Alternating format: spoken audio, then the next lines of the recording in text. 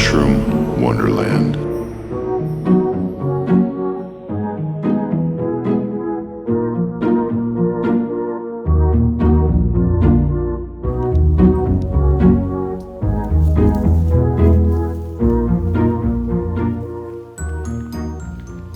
So this beautiful tree right here is known as the Western Hemlock. This is actually a Washington state tree. And this is a beautiful evergreen here, and this one supports a lot of mycorrhizal fungi life here in the Northwest. So I think it's important to explain exactly what mycorrhiza is. It's a mutually beneficial relationship between trees and mushrooms.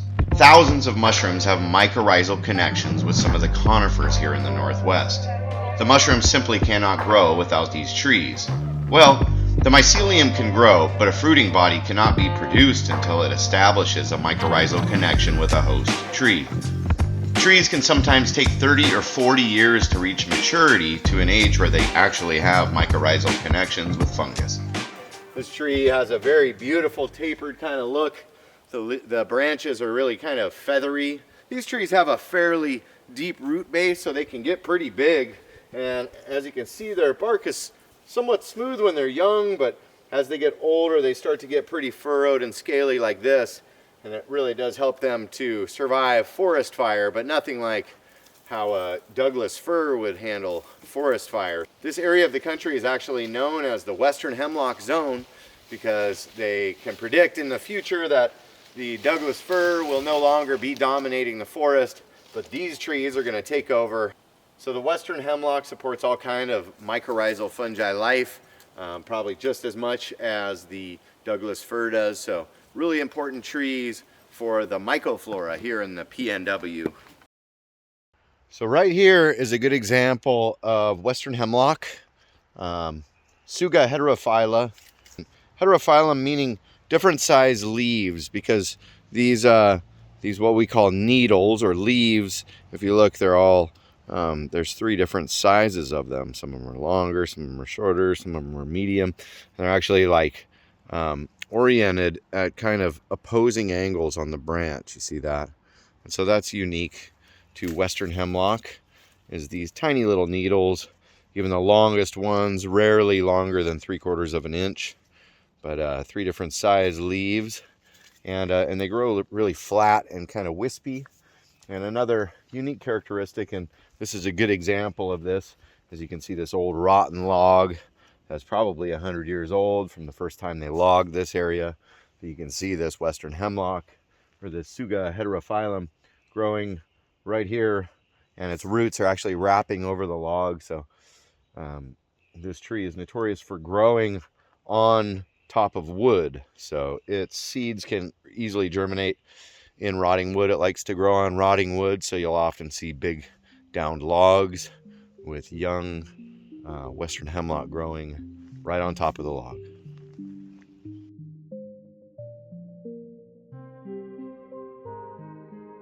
Oh, look at that.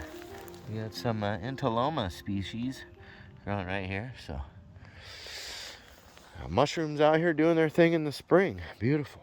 So these branches kind of have more of a feathery look because they're flat and they have these really small needles, and they don't smell as citrusy as the Douglas fir.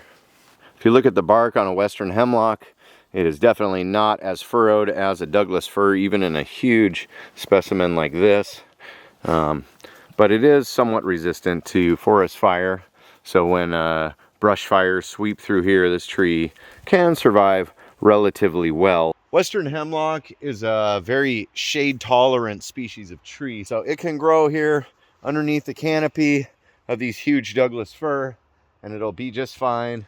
When these Douglas fir eventually grow to their maximum size and reach their lifespan and they fall over and they die, then it opens up, and the Western Hemlock can take over and become the main canopy in a forest like this. This is a big one. So Western Hemlocks are also a huge tree, some of the biggest trees in the world, but not as big as the Douglas fir.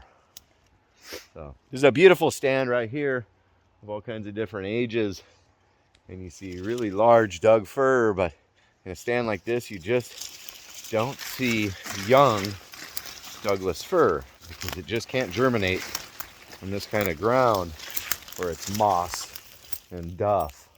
So the young trees you see here are going to be these shade tolerant Western hemlock.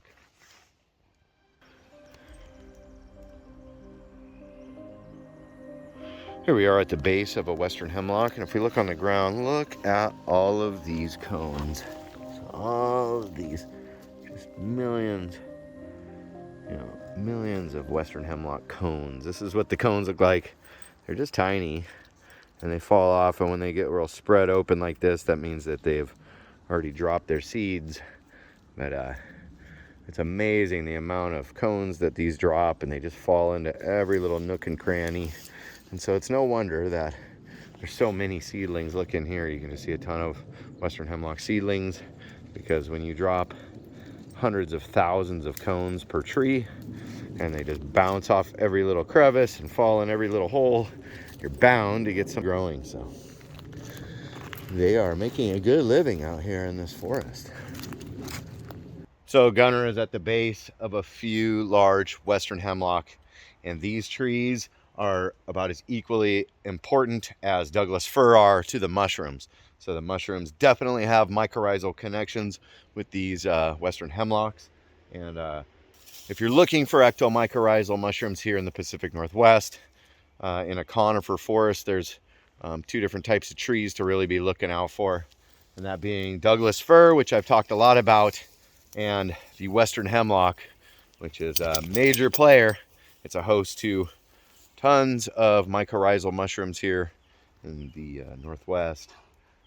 So if you're looking for good mushrooms, you can keep an eye out for these huge Western hemlocks. This is where you're going to find a lot of good ones. This little cluster of trees right here is actually host to a lot of mycorrhizal mushrooms that grow just right here. Tons of chanterelles and everything when it's the right season. Right now it's like early spring, so we're not seeing any of these chanterelles and lobster mushrooms, but this little area in the woods is a perfect one because of all this Western hemlock here. Very mature Western hemlock. Loves growing some mushroom partners. You know, how cool is that? So very adaptive tree. A tree that can grow in all kinds of different circumstances here, and it grows right alongside Douglas fir as well as Western red cedar. But we got all these little tiny cones, cute little cones. That's how you know a hemlock, Western hemlock.